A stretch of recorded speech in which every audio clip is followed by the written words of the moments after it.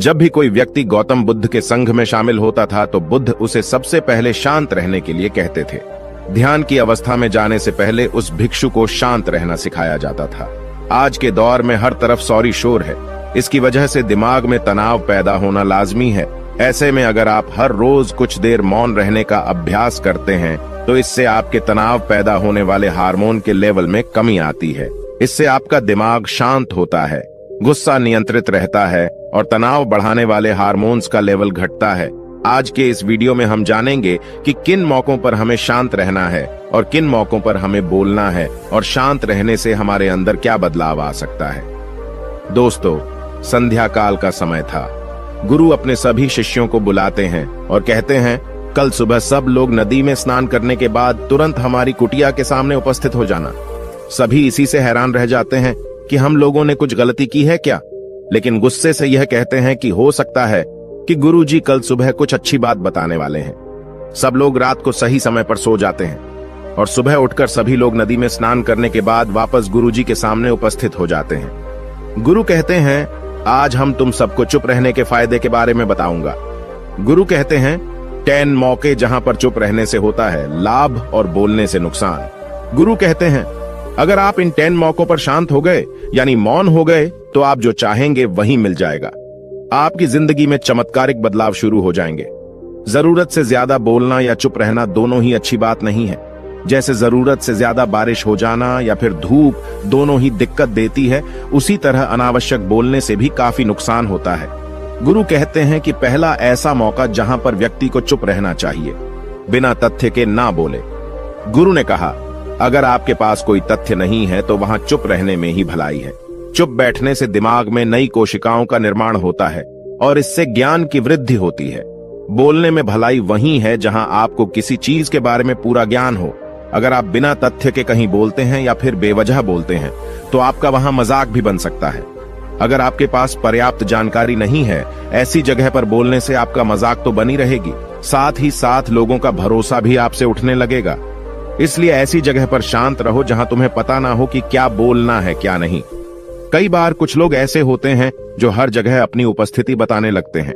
उन्हें पता नहीं होता है कि हमें क्या बोलना है, लेकिन फिर भी बोलते जाते हैं और फिर बाद में दूसरे लोग उनके जाने के बाद उनका मजाक उड़ाते हैं। जब तक आपको उस तथ्य के बारे में अच्छा ज्ञान नहीं है, उसके बारे में पता नहीं है, तो वहां चुप रहना ही ज्यादा समझदारी है।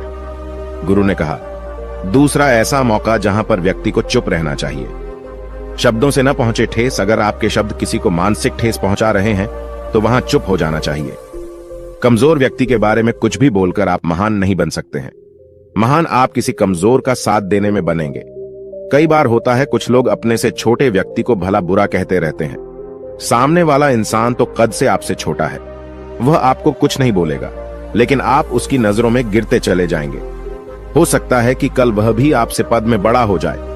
पद में आपसे जब वह बड़ा हो जाएगा तो आज जो रवैया आपका उसके साथ है, आने वाले समय में वह भी आपके साथ वही करेगा। आप किसी को नीचा दिखाकर बड़ा नहीं बन सकते हैं। बड़ा बनना है तो अपने से छोटे लोगों का इज्जत भी करना सीखें और साथ ही साथ बड़े लोगों का भी सम्मान करना चाहिए। लोगों को लगता है कि अगर वह अकड़कर बोलेंगे और सामने वाले को नीचा गिराने की कोशिश करेंगे तो वह बड़े बन जाएंगे, तो यह उन सब की भूल है। बड़े होने की बजाय आप उनकी नजरों में गिरते चले जाएंगे। गुरु ने आगे कहा, इसलिए शिष्यों, तुम सब जब भी बोलना आदर भाव से बोलना ताकि तुम्हारी बात लोगों को अच्छी लगे। बोलने में भाई बहन, माता पिता, मित्र इत्यादि संबोधन शब्दों का इस्तेमाल जरूर करना। इससे तुम्हारी मान प्रतिष्ठा तो बढ़ेगी ही, साथ ही साथ लोगों की नजरों में तुम समझदार व्यक्ति बनते जाओगे। गुरु ने आगे कहा, तीसरा मौका जहां पर व्यक्ति को चुप रहने में ही भलाई है। क्रोध या घृणा करने वाले लोग, जब कोई अपना या सगा संबंधी आप पर क्रोध कर रहा हो, आपका अपमान कर रहा हो, तो आपको उस वक्त चुप रहना चाहिए ताकि सामने वाले का गुब्बारा पूरी तरह से फट जाए। आप यदि सही हैं तो उसे कतई माफीनामा गए और चुप रहकर ही सही समय का इंतजार करें। वह खुद आपसे माफी मांग लेगा जब उसे अपनी गलती का एहसास हो जाएगा। गुरु आगे कहते हैं कि अगर आपका कोई सगा संबंधी आप पर क्रोध कर रहा हो और आप उस समय शांत हैं, तो यह आदर सम्मान देने की निशानी होती है।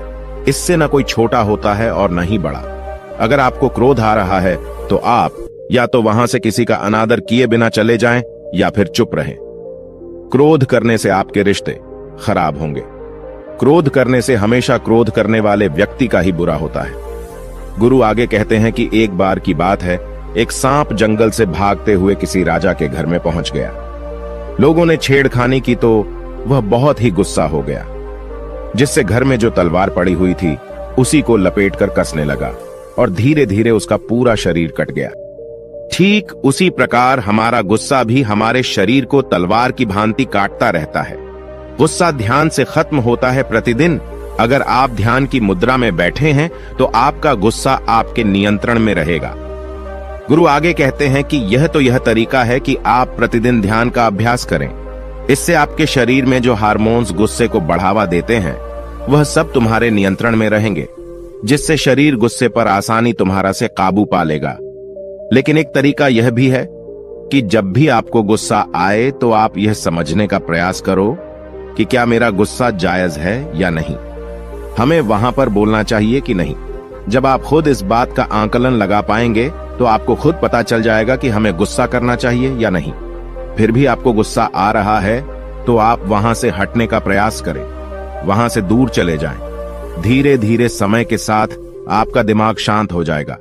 गुरु ने कहा, चौथा ऐसा मौका जहां पर इंसान को बहुत ही समझदारी के साथ काम लेना चाहिए, वहां पर आपको चुप रहना ही चाहिए, जहां पर उस मुद्दे से आपका कोई संबंध ना हो। अगर आपका किसी मुद्दे से कोई संबंध ना हो तो वहां आपका चुप रहना बनता है। बिना किसी वजह अगर आप दूसरे के मुद्दे पर बोलेंगे तो यह आपके लिए अनिष्टकारी होगा। इसमें केवल और केवल आपका ही नुकसान है। जल्द ही आप किसी दो लोगों के बीच हो रहे विवाद में जल्दी अपनी टांग न डालें। अगर सामने वाला आपको बुला रहा है अपना झगड़ा शांत करवाने के लिए तो ही आप वहां पर जाएं। किसी की व्यक्तिगत जिंदगी में दखल अंदाजी नहीं देनी चाहिए जब तक कि वह व्यक्ति आपको नहीं बुलाता है। अपने झगड़े को शांत करवाने के लिए कुछ लोग फालतू में दूसरे के विवाद में कूद पड़ते हैं। इससे उनके मान सम्मान मर्यादा पर लोग उंगली उठाने लगते हैं। गुरु कहते हैं कि 10 मौकों में 5वां ऐसा मौका जहां पर व्यक्ति को बहुत ही समझदारी के साथ चुप रहना चाहिए। आपके शब्दों से किसी मित्र को हानि न पहुंचे। अगर आपके शब्द सामने वाले के परिवार या मित्रों की प्रतिष्ठा के बारे में बुरी झलक दिखा रहे हैं तो आपको चुप रहना चाहिए। किसी के परिवार या फिर मित्र के बारे में बुरा बोलने से केवल आप ही बुरे बनेंगे। जो चीज आसानी से खत्म की जा सकती है उसे अपने शब्दों से बड़ा न करें। बिना चिल्लाए बात करने का प्रयास करते रहना चाहिए। अगर आप बिना चिल्लाए कोई बात नहीं कह सकते तो आपका चुप रहने में ही भलाई है। किसी पर चिल्लाने से आपके व्यवहार के बारे में पता चलता है। ज्यादा बोलने से चीजें हमेशा खराब ही होती हैं। कई बार कुछ रिश्ते ज्यादा तेज बोलने की वजह से टूट जाते हैं। इसलिए अपनी आवाज में मीठापन लाएं। आपके शब्दों से आपके दोस्त को हानि नहीं पहुंचनी चाहिए। कभी कभी दोस्तों के जब हम मजाक हैं तो रहे कि आपके शब्दों से किसी का अनादर ना हो। मजाक को भी हमेशा शब्दों के मायने में ही रखें। जहां किसी को शब्दों से चोट लगे वहां चुप हो जाएं। ज्यादा बोलने से हमेशा नुकसान ही होता है। किसी और की प्रतिष्ठा को अपने शब्दों के माध्यम से उसे हानि नहीं पहुंचानी चाहिए। यदि आपके शब्दों से किसी और की प्रतिष्ठा को ठेस पहुंच रही है तो वहां आपको चुप हो जाना चाहिए। जब कोई व्यक्ति आपके सामने नहीं है तो आप उस व्यक्ति के बारे में बुरे शब्द किसी तीसरे व्यक्ति के सामने न बोलें। गुरु कहते हैं, छठा मौका जहां पर व्यक्ति को चुप रहना चाहिए, जब कोई कर रहा हो किसी की बुराई। जब कोई आदमी आपके सामने किसी तीसरे आदमी की बुराई कर रहा हो तब तुम्हें चुप रहकर बस सुनना चाहिए। अपनी राय व्यक्त नहीं करना चाहिए, क्योंकि जो आज आपके सामने किसी तीसरे की बुराई कर रहा है वह कल किसी और के सामने आपकी बुराई भी कर सकता है। यदि आपने कुछ कहा है तो नीति शास्त्र के अनुसार जो अपने मुंह को बंद रखता है और बुद्धि से काम करता है वही इंसान समझदार होता है। बिना जरूरत के बोलना, किसी के बारे में किसी के बीच में बोलना यह गलत बात है। कभी कभी हमारे लिए बुद्धिमानी इसी में होती है कि हमें अपना मुंह ऐसी जगह पर नहीं खोलना चाहिए। गुरु आगे कहते हैं कि 10 मौकों में 7वां ऐसा मौका जहां पर व्यक्ति को चुप रहना चाहिए, जब कोई नहीं समझे आपकी भावना। यदि आपको लग रहा है कि कोई व्यक्ति आपकी भावना, दुख या परेशानी को शब्दों में नहीं समझ रहा है, यदि आपको लग रहा है कि सामने वाला व्यक्ति आपकी भावना या दुख को या आपकी जो परेशानी है उसको वह समझ नहीं पा रहा है या समझने का प्रयास ही नहीं कर रहा है या वह आपको ध्यान से सुन ही नहीं पा रहा है, तो ऐसे व्यक्ति के सामने आप चुप ही रहें, क्योंकि ऐसे लोगों को आपकी भावना या दुख से कोई मतलब नहीं होता है। ऐसे लोगों को अपना राज बताकर आप पछताएंगे ही बाद में। इसलिए हर किसी को अपने मन की बात नहीं बतानी चाहिए। अगर आपको लग रहा है कि सामने वाला आपकी बात को नहीं समझ पा रहा है, आपकी भावनाओं को नहीं समझ पा रहा है, तो वहां पर आपको नहीं बोलना चाहिए, क्योंकि आज में आपका मजाक ही बन जाएगा जब आपको लगने लगे कि सामने वाला आपकी भावनाओं को ठीक तरीके से समझ रहा है, आप जो कह रहे हैं वह ठीक से सुन रहा है, तभी आप उसे अपनी बात कहें। गुरु कहते हैं कि 8वां मौका जहां पर आपको चुप रहना चाहिए, जब कोई इंसान अपना दुख व्यक्त करे। यदि कोई इंसान अपने दुख या परेशानी को आपको बता रहा है, तो इसका मतलब यह है कि वह आपको अपना समझ रहा है। ऐसे में तुरंत ही उसे समाधान बताने के बजाय चुप रहकर उसके दुख या समस्या को सुने। उसके दुख या समस्या को किसी और को न बताएं। वह इसलिए नहीं बता रहा है कि उसकी समस्याओं का समाधान कर देंगे, बल्कि वह इसलिए भी बता रहा है कि सामने वाला उसकी बात को समझ रहा है। कई बार बताने से दुख कम हो जाते हैं। आपको अपना दुख इसलिए बता रहा होगा कि उसे लग रहा है कि आप उसकी बात को समझ रहे हैं। दुख बांटने से कम हो जाता है। इसलिए जब कोई व्यक्ति अपना दुख आपसे व्यक्त करे, तो आप चुप मारकर उसकी बात को बहुत ही ध्यान से सुनें, ताकि उसके दुख कम हो जाएं। उसके मन का बोझ हल्का हो जाए, क्योंकि उसके मन में जो भी बातें थीं वह आपको सब बता दिया। गुरु आगे कहते हैं कि 10 जगहों में 9 ही ऐसी जगह जहां पर आपको चुप रहना चाहिए। जहां पर दुष्ट प्रकृति के लोग रह रहे हों और गाली गलौज कर रहे हों, तो आप वहां पर मत जाइए। ऐसी जगहों से आप चुपचाप निकल जाएं, अर्थात अपनी प्रतिक्रिया दिए बिना आप वहां से चले जाएं, क्योंकि जिसकी जुबान खराब होती है, जो दुष्ट प्रकृति के लोग होते हैं, उनको आप ऐसे समय में नहीं समझा सकते हैं। जब उनका दिमाग पूरी तरह से शांत हो जाए, तभी वह आपकी बात सुनेंगे।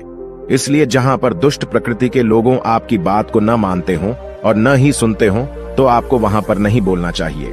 गुरु कहते हैं कि 10 माह ऐसा मौका जहां पर आपको शांत हो जाना चाहिए।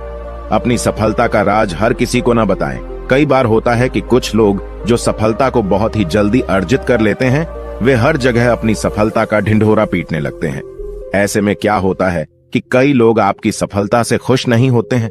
अगर आप अपनी सफलता का जबरदस्ती लोगों में ढिंढोरा पिटवा रहे हैं, तो लोगों की नकारात्मक ऊर्जा आपको प्रभावित कर सकती है। जब आप सफल होंगे तो सबको पता चल जाएगा कि आप सफल हो गए हैं। ढिंढोरा पीटने से नुकसान आपका ही होगा। इतना कहकर गुरु ने कहा, शिष्यों, आज के लिए बस इतना ही। अगर तुम सब मेरी इन 10 बातों को अपने जीवन में अपना लेते हो, तो तुम सब काफी हद तक परेशानियों से बचे रहोगे। यहां से जाने के बाद मेरी यह बातें आपके जीवन किसी वरदान से कम साबित नहीं होंगी। दोस्तों, मुझे उम्मीद है इस वीडियो से आपको बहुत कुछ सीखने को मिला होगा। अगर आप नए हो तो हमसे जुड़ने के लिए इस चैनल को सब्सक्राइब करना मत भूलिएगा।